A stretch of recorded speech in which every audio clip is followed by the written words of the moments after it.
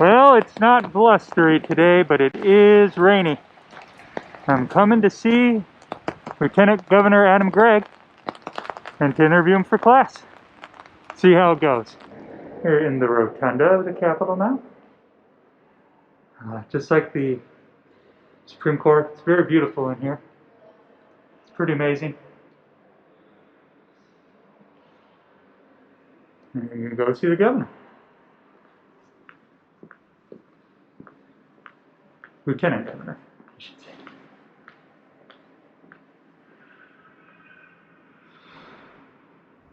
All right. Hi, I'm Mike Dayton. I'm one of your co-teachers, obviously. September 10th of 2020, and I am here with Lieutenant Governor Adam Gregg. So, Adam, thanks for agreeing to talk to us. Happy to do it. Yeah, thanks for the opportunity. Awesome. So, I took some videos of you. Our Professor Osmanic might clip these in or whatever, but tell us a little bit about yourself. Yeah. Well, I grew up in a small town in northwest Iowa, a little town called Haywarden in Sioux County, way up on the South Dakota border. So if you head out of town west or north, you're in South Dakota. Graduated from West Sioux High School, which is a small Class A school up there. Went to Central College in Pella. I had played football there all 4 years. I always joked that I was probably Division VI talent, but I had the opportunity to play Division III football, and certainly was something that was very meaningful to me. While I was there, worked really hard, got good grades, graduated number one in my class at Central, and went on to Drake University Law School after that. Was there for 3 years, then practiced at the Brown Winnick Law Firm in Des Moines. And then a couple years into that, I had the opportunity to join the Branstad Reynolds Governor's Office as legislative liaison. So in that role, I was responsible for helping craft the governor's policy agenda and work with the legislature to get that agenda passed and the budget passed during those years. In 2014, I stepped away from that and ran for Attorney General, unsuccessfully. But after that, had the opportunity to be appointed by Governor Branstad to serve as the State Public Defender, which in Iowa is a cabinet level position appointed by the governor and confirmed by the Senate. I led that agency of 223 employees with about a $60 million budget for 2.5 years. And at that point is when then Governor Branstad was appointed as the ambassador to China. Our lieutenant governor at that time, Ken Reynolds, ascended to the governorship, and she chose me to serve alongside her as lieutenant governor. Since then, in 2018, we were elected to a full 4-year term, and we're in the middle of that right now. That's awesome. Justice McDermott spoke on not being appointed the first time too, so your story kind of, knowing that you can be successful and have failures along the way or having to strive through things is very powerful. Actually, and running for Attorney General in 2014 and losing was one of the best things that ever happened to me on both sides of that. By running, I certainly gained a lot of experience, gained a statewide network, learned a lot from campaigning in a statewide race. At the time, Governor Branstad and Lieutenant Governor Reynolds were on the ballot, so I had the opportunity to do probably hundreds of campaign events over the course of that time with then Lieutenant Governor Reynolds, and it probably helped me rise in her eyes as somebody who could one day serve alongside her. But losing was really important too. If I had won that race as Attorney General, I wouldn't have had this opportunity to serve as Lieutenant Governor. It gave me the opportunity to go and serve as the State Public Defender and run that agency and learn what it's like to be a cabinet level official and some of the decisions that have to be made in running an agency like that. And I think that really made me a stronger leader, gave me more experience, and certainly helps me as Lieutenant Governor to be able to understand some of the decisions our cabinet officials have to make. That's excellent. Well, my mind's going in two different ways, so you answer this, whatever. You mentioned cabinets, you mentioned agency, our executive branch in Iowa. Maybe speak some about kind of what the executive branch in Iowa looks like, but I definitely want to get your thoughts on election night. And for the students, I don't know if you remember, when Governor Reynolds and Lieutenant Governor Gregg were elected for the first time, so not when Governor Branstad left, Ambassador Branstad. Very early on that night, they predicted that you guys have lost, and obviously it turned out not to be true. So I'm interested in both of those things. Okay, well, let's start with election night, I suppose. So yeah, I mean, 2018, Governor Reynolds and I are Republicans. 2018 was kind of a challenging year for Republicans on the ballot, particularly governors in Midwestern states. We saw Wisconsin flip from Republican to Democrat. We saw Illinois do the same thing.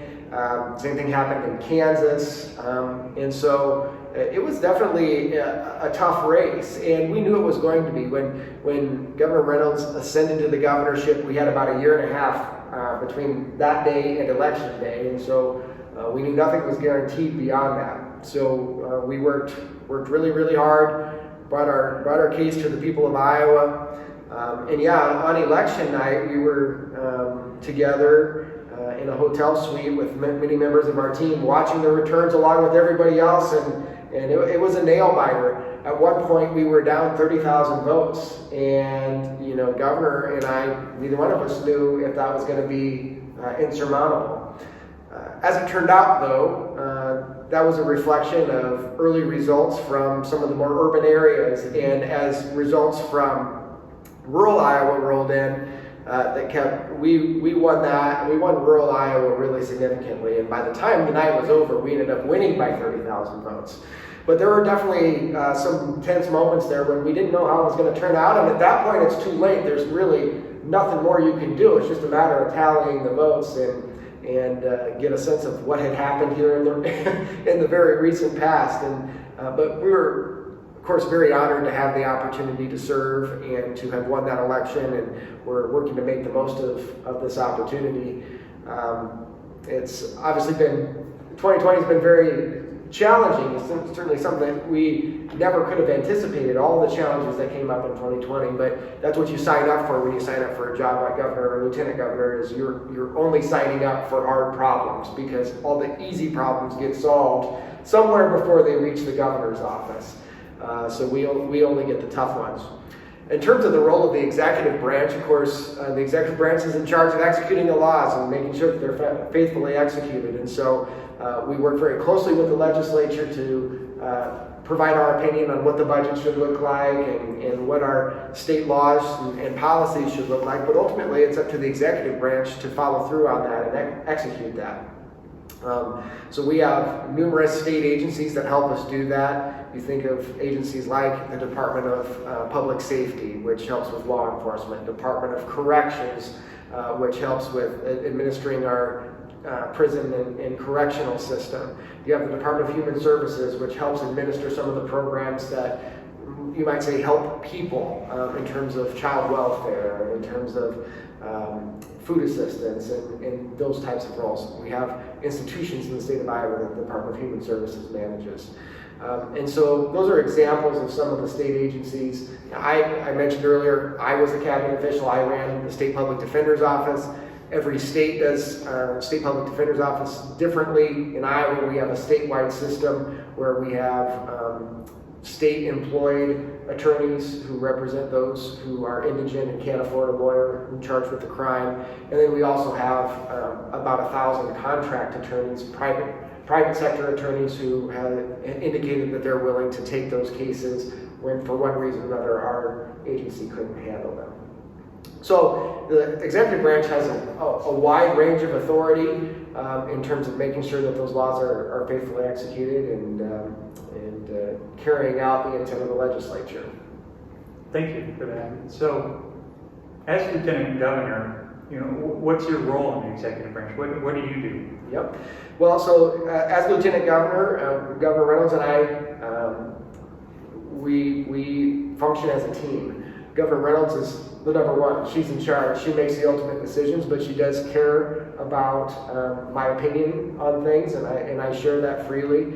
We're together most of the time and work to lead this state. It's interesting, I've come to know a number of my fellow lieutenant governors from across the country, and every state's a little bit different in terms of the role of the lieutenant governor. And in Iowa, it has changed over time. So in some states, the governor and lieutenant governor are elected separately, and which is kind of an interesting concept. and I think we do it right in Iowa, and I'll get to that. But some states are elected separately. So you have some states, North Carolina is an example, where they have a Democratic governor and a Republican lieutenant governor. And as it stands right now, the Republican lieutenant governor is running against the Democratic governor for the governorship. I'm sure that creates an interesting dynamic. There are even some states where they're separately elected, where the Republican governor and there's a Republican lieutenant governor, but they may not have much of a relationship. They may be political rivals. In those situations, the governor may be looking over their shoulder, wondering, is that even Republican lieutenant governor going to challenge me down the road, or are they really on the team? And so I think in Iowa, we do that right, where we run as a team. We operate and function as a team, because what's the core duty of a lieutenant governor? Well, it's to succeed the governor in the event that the governor is unable to serve. And so in Iowa, we had that happen when Governor Branstad was appointed as ambassador, and he resigned his role as governor, and the lieutenant governor ascended to that. It can also happen in tragic circumstances, where an unexpected death or something like that. We've seen other situations across the country where a governor has to resign for one reason or another, whether it's health reasons or political reasons, whatever the case may be, and a lieutenant governor succeeds to that role. So that's the core function of this role, and anything beyond that in Iowa is assigned by whatever Governor Reynolds assigns me to do. In my case, she has me lead some important conversations in our state around rural economic development and rural prosperity. I'm the chairman of the Governors Empower Rural Iowa initiative, where we talk about some of those policy issues. Because of my past experience as the state public defender, she also has tasked me with leading what we call our Focus Committee on Criminal Justice Reform, where we're looking at trying to address racial disparities in our criminal justice system. Obviously, that's something that's really risen in importance, but it's an issue that has been on our hearts and minds for years now, and so I'm very honored to do that. During the pandemic, Governor Reynolds has tasked me with leading a Feeding Iowans task force dealing with the issue of food insecurity, which has really increased because of the economic impacts of the pandemic.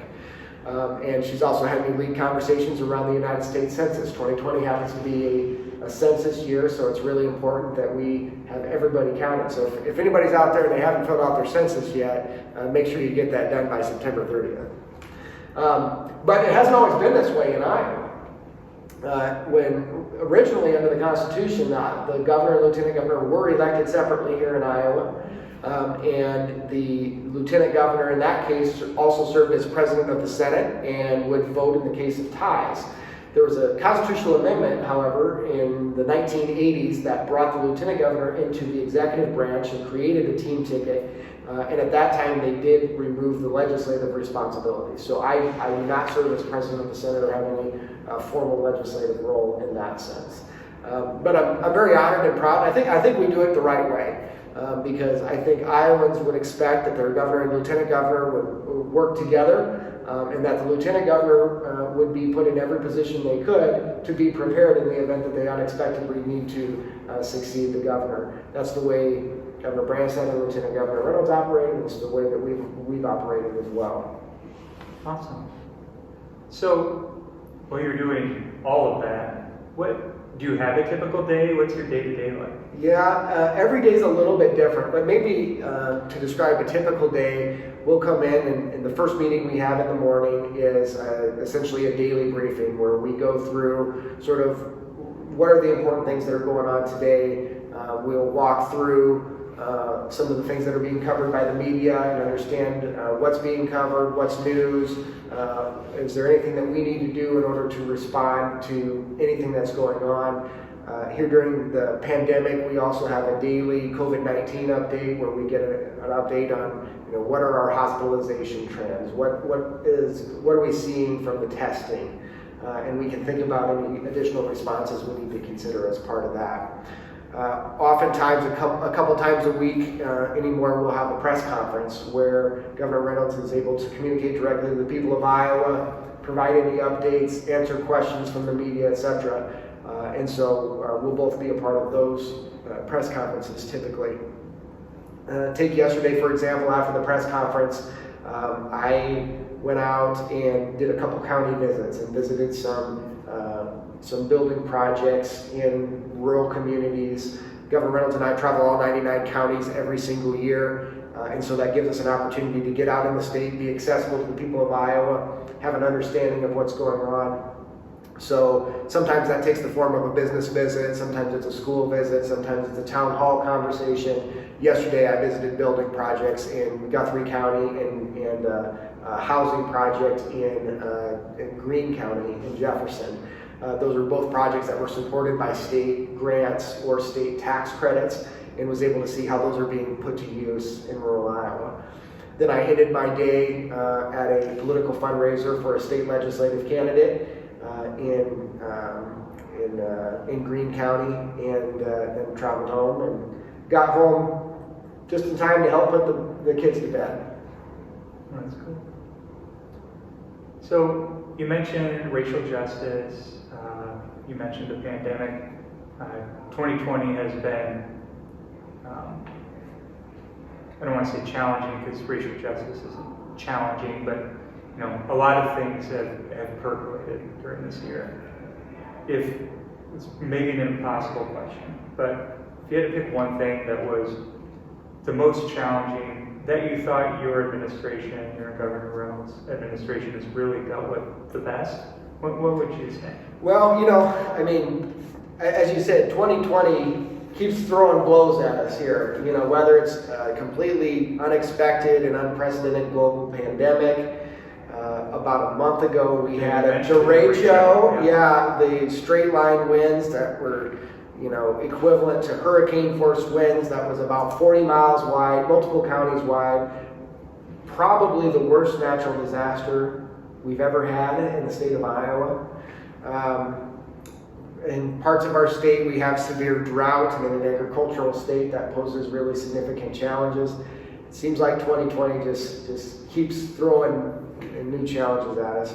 I think, I think probably the defining story of this year is the global pandemic and the impacts that that's had, because it's so wide-ranging and it impacts basically everybody. And Governor Reynolds has had to balance so many different issues and interests as we respond to that. Obviously, there's the public health impacts and everything that comes with that, and doing all that we can to keep Iowans safe. But you also have really significant economic impacts, because, and those two things compete with one another sometimes. And trying to balance the economic harms that have come from some of the actions that we've had to take on the public health side. On top of that, you have educational impacts, because some of the public health actions we've had to take have impacted the education system in our state. I understand these classes are being held online. That's a difference, and that impacts those things. And for our K-12 students, I think it has a especially difficult impact. So these are all issues that Governor Reynolds has had to balance, and there's not a playbook for it. There's nothing that we can turn to. There's really not precedent for it in recent history to even look back on. So it's been particularly challenging. I mentioned earlier she asked me to lead the Feeding Iowans task force as part of this, because one of the major issues that has sprung up is the fact that there are many people now who are experiencing food insecurity who maybe have never experienced that before, because they've lost their job, because maybe their industry had to shut down for a period of time as a result of the pandemic. And so we've been trying to come up with creative ways to meet the needs so that nobody goes hungry during this pandemic. And that was a challenge, especially early on. We had packing plants in the state of Iowa that had COVID-19 outbreaks and required them to shut down for a period of time. That had massive impacts on our sort of just-in-time pork production system. And we had farmers that were put in a position of having to consider euthanasia of their animals because there wasn't a marketplace for them. Meanwhile, so you have too many pigs that you can't get slaughtered and processed, but then on the other hand, you have an unprecedented number of people facing food insecurity and who are hungry. And so we've tried to come up with ways to connect those dots, even in light of the packing plant shutdowns, and make sure that no one goes hungry. So we created a program we called Pass the Pork, where we partnered with local meat lockers to add some shifts and get the pigs processed into ground pork and have that donated to the Iowa food banks. We've partnered with the meat lab at Iowa State University to continue that, and we've expanded it to cattle processing as well, so we get ground beef provided to the food banks. One of the challenges that we heard about from the food banks was that they were struggling to acquire consumer sizes of things like of shelf-stable items like oatmeal and rice and pasta. So Governor Reynolds dedicated some CARES Act dollars, and we started buying those things by the truckload. And we bought literally truckloads of oatmeal and rice and pasta and macaroni and etc. And we're repackaging those with using AmeriCorps workers and other volunteers at the food banks to put those into more consumer-sized packaging and make sure that we're meeting that need for Iowans. So, that's something that I'm really proud of. It's a role that I've played. We've made sure that we met that increased demand at the Iowa food banks, and I think that's one of those really important basic necessities that we were able to leverage our unique assets in Iowa to be able to get the job done. We produce so much food and we process so much food in Iowa, and being conscious of letting anybody go hungry here in the state that feeds the world. And so I was very honored to have the opportunity to play a role in making sure we were feeding our own during this challenging time. It's fantastic. It's great to hear about those programs and things, stuff that, the news cycle is so fast, stuff you don't necessarily hear about, so Yes. very real and impactful. Yes, So thank absolutely. you for doing that. What do you do for fun? What do you have fun? Yeah, I do. I try. Yeah. Well, I've got two young kids, a fourth grader and a second grader, and so my wife and I are always running all over the place, getting them to their activities, but really enjoy watching them have those experiences as young kids. My son is nearly a black belt in karate. Cool. He's a third red belt, and so the next time he gets a new belt will be a black belt, and so really proud of his efforts there. He's playing tackle football now, padded football for the first time through school as a fourth grader, which is really fun to see. As somebody who played football through high school and college, kind of fun to have my son start that process as well. My daughter's very active as well. She's in gymnastics and dance, and the softball season was delayed from the spring to the fall, so she's got softball going on right now as well. So almost every night it seems we've got 2 or 3 kid activities that we're running to. Personally, I enjoy golfing. I find that fun and relaxing. I like going out and walking 9 holes or 18 holes, and just gives me an opportunity to get a little bit of exercise and have a little fun while doing it. I enjoy watching sports. I'm a Iowa Hawkeyes fan, and I know that's bad politics maybe to admit that I have a favorite. Not for this class. Yeah, this is the right audience for that. Governor Reynolds is an Iowa State fan, so we balance each other out. But fan of the Iowa Hawkeyes, fan of the Central College Dutch, Chicago Cubs, Chicago Bears, Boston Celtics. So, I stay busy keeping track of those teams. And then I really enjoy reading as well. I read a lot of presidential biographies in particular. I find those very interesting. And so I try to have a little bit of fun and unwind a little bit in the spare time that I get. But that's been challenging lately with all the issues that we've been facing. For sure. Last question. If you could give one piece of advice to the students, some who go into business, maybe some will go into law school, just generally, what advice would you give? Mm-hmm. Well, I'll give you my recipe for success. It's sort of been my philosophy, but it's really not all that profound, but it's pretty simple. Work hard, do the right thing, and trust that good things will happen to people who are working hard and doing the right thing. I never set out to be lieutenant governor. I couldn't have plotted out a path to end up sitting in this role. But what I could do is in every position I was in, whether it was in undergrad, whether it was in law school, or whether it was during my time at Brown-Winnick or on staff in the governor's office, etc., I could work really hard. And I could do the best job that I could in the role that I was in. But I was always ready to take on a new challenge if it presented itself. I always had an open mind. I didn't have blinders on. And I feel like if you're working hard, those opportunities will come along, and I think you need to be prepared to take those on when they come, and be ready to jump if those opportunities come. And doing the right thing.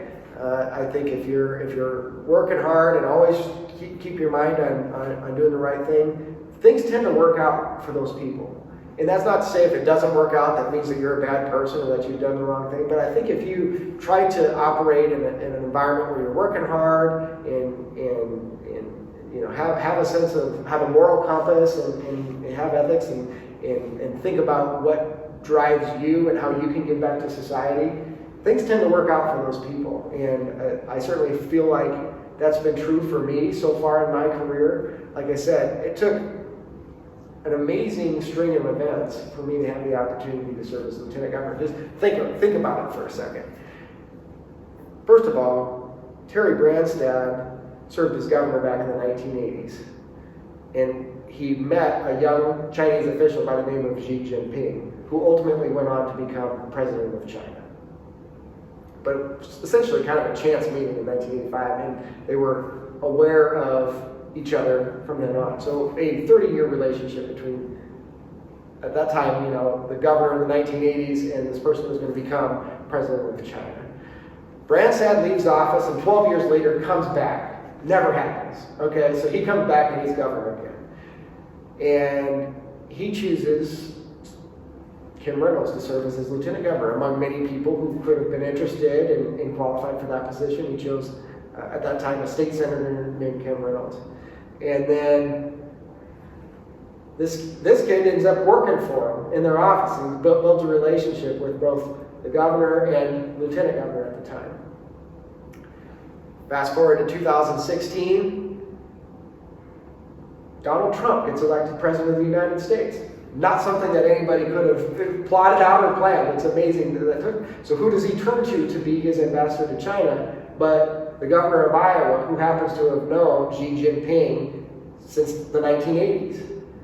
And that means that Lieutenant Governor Reynolds ascends to the governorship. And she ends up choosing me among many highly qualified and interested individuals to serve as lieutenant governor. You never could have plotted that out. You never could have put that in a career plan. But because I had worked hard and had done the right things, that was an opportunity that presented itself, and I'm very honored that she chose me, and very honored to serve as lieutenant governor. So what's the advice? Work hard, do the right thing, trust that good things will happen. Have a plan for what you want your career to look like, but understand that it's probably not going to go by that plan, and that great things can happen to you when you have opportunities to divert from that plan, as long as you're willing to make a bet on yourself and pursue those opportunities when they come. It's great advice. Well, taking up enough of your time, thank you very much for meeting with me. And again, this has been Lieutenant Governor Adam Gregg. Thank you. All right. Thank you.